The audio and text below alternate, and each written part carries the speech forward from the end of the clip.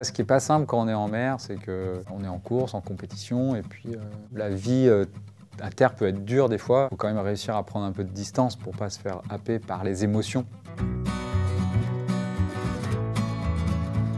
Je m'appelle Armel Tripon et je suis navigateur nantais.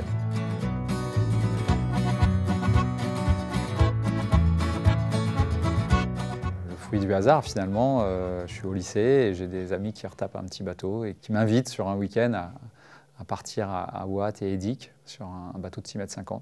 Et on part de nuit du Croesti. Et donc pour moi c'était l'aventure. Et là je découvre vraiment ce que c'est le large entre guillemets, puisqu'on était que en baie de Quiberon, mais voilà, ça a suffi en fait à m'embarquer et à me faire sentir que cet espace de liberté, le fait d'être sur l'eau, de barrer un bateau, d'avoir des sensations de glisse, ça a été assez unique. Et puis voilà, à partir de ce jour-là, je me suis dit que la mer allait être mon quotidien, ma vie.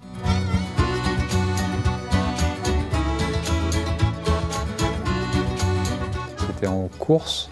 On m'avait prêté un Figaro entre Perros-Guirec et puis Saint-Gilles-Croix-de-Vie. Et c'était une course qui partit le soir. Il y a eu une première nuit dans les cailloux au large de l'île de Bar, Roscoff, Pinmar. Et j'ai senti que j'étais à ma place en fait. Très vite, il y a eu cette vérité qui m'est apparue comme quoi. Alors déjà, la mer était déjà mon quotidien, mais là, la course au large en solitaire m'a tout de suite happé.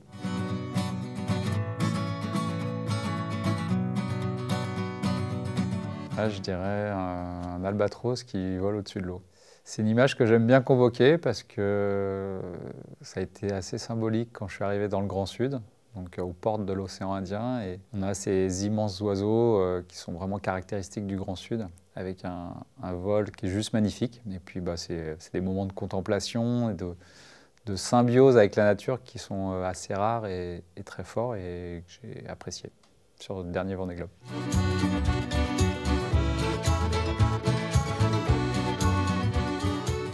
Oui, j'ai envie de retourner sur cette course, mais pas à n'importe quel prix. Et je sais que voilà, nos bateaux ont un impact fort à la construction, un impact négatif. Donc voilà, comment essayer, en tout cas pour être plus en accord avec moi-même, d'améliorer à minima les choses, quoi. Ou essayer de trouver des solutions pour construire peut-être et de mieux gérer nos ressources, voilà, qui sont quand même, on le sait, pas indéfinies sur Terre. Et donc il y a ce contact qui est fait entre Nantes Métropole et le technocentre d'Airbus avec un gisement de carbone, la fibre de carbone, qui est déclassée, donc qui est périmée, qui part à la poubelle. Et donc on se dit, mais pourquoi pas récupérer ce carbone et essayer d'en faire quelque chose. Ce quelque chose, c'est devenu un bateau. On a divisé notre impact CO2 par 2 en récupérant ces matériaux, en utilisant un outillage déjà existant, en recyclant des plastiques. Enfin voilà, on a essayé de pousser un peu les curseurs partout pour améliorer en tout cas les choses, faire une preuve de concept. Et après, il y a ce gisement de carbone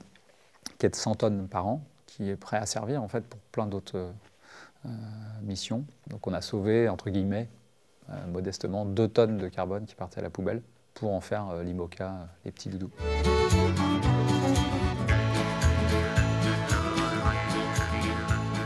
C'est un soutien en tout cas qui me rend assez fier de pouvoir offrir de la visibilité à des soignants qui se battent au quotidien dans les blocs opératoires et qui ont trouvé le moyen finalement d'améliorer le vécu des enfants qui passent au bloc opératoire. Voilà, c'est des métiers qui sont fabuleux avec beaucoup d'engagement, du don de soi. Enfin, moi j'ai l'occasion d'aller au bloc de temps en temps et de voir en fait ces gens travailler et c'est très chouette de pouvoir les soutenir. Voilà, ça me rend heureux et entre guillemets un homme meilleur.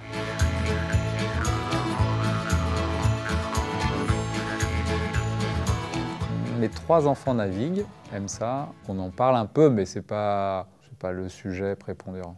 Chaque enfant doit se construire et puis après, surtout, ils ne nous appartiennent pas. Donc c'est à eux de trouver leur voie. Alors, essayer de leur donner pas mal de billes pour qu'ils puissent décider et faire leur route. Et pour l'instant, ça se passe plutôt bien. C'est vrai que le Vendée Globe 2020 avait été quand même... c'était 3 mois, hein, donc c'était long. Surtout pour mon dernier, Swan, il a eu du mal. Et voilà, c'était une période qui n'était pas facile. Après, ce qui n'est pas simple quand on est en mer, c'est qu'on est en course, en compétition, et puis la vie...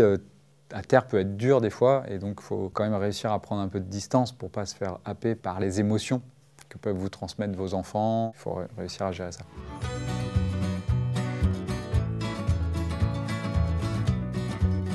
Qu'est-ce que je lui dirais? Je vais continuer à rêver. Hein.